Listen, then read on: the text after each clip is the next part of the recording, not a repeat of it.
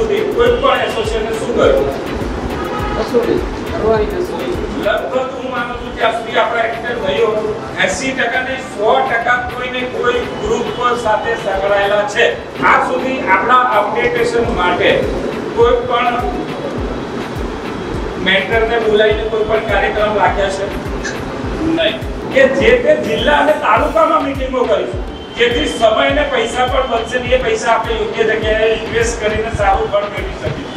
સહયોગ હશે તો 100% સફળતા મેળવીશું. કોઈની તાકાત બહારની વાત છે કે આપણી એકતા સામે કોઈ ટકી શકે. કોઈની વાત કોઈ XYZ બધા આવી ગયા.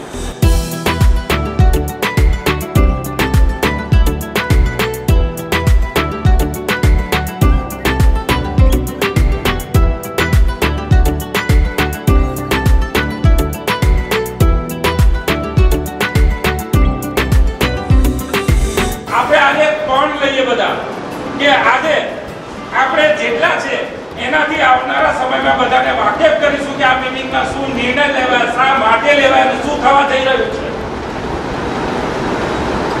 છે એની માહિતી એક આપણા એડિટર ભાઈઓને આપીને આપણા ગ્રુપને એટલું વિશાળ બનાવીએ કે આપણો દરિયો પણ નાનો લાગે આપણી સામે ઉભો રહે.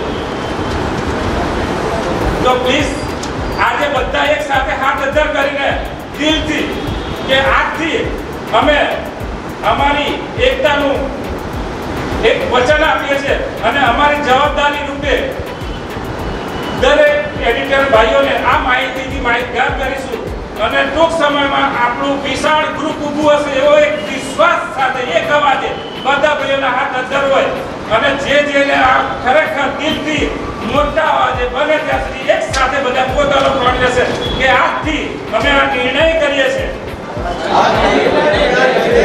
કે અમે આ એકતા રૂપી બિલ્ડિંગના અમે પાયા બનીશું અને ઉપર વિશાળ મોટી એવી બિલ્ડિંગ ઊભી કરીશું.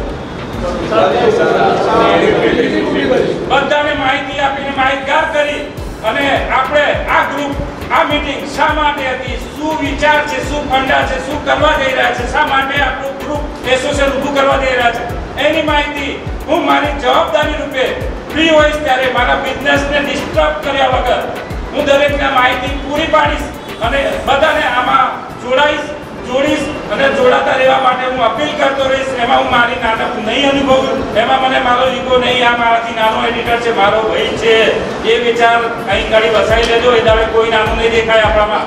બધા આપણે સરખા છે. તારા કેટલો છે કે હું 35 વર્ષથી આમાં છું, કોઈ 25 થી હશે, કોઈ 40 થી હશે.